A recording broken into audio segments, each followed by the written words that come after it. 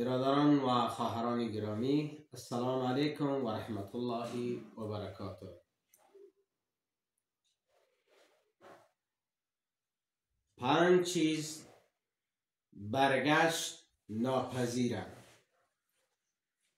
اول، سنگ پس از پرتاب کردن. 1.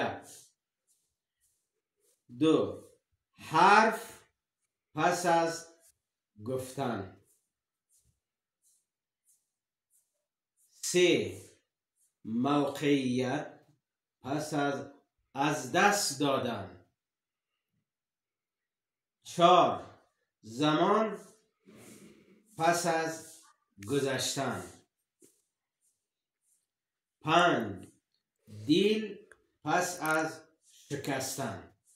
بنابراین خواهران و برادران گرامی، این موارد را همیشه وقت محتاط باشین که برگشت ناپذیر می باشند.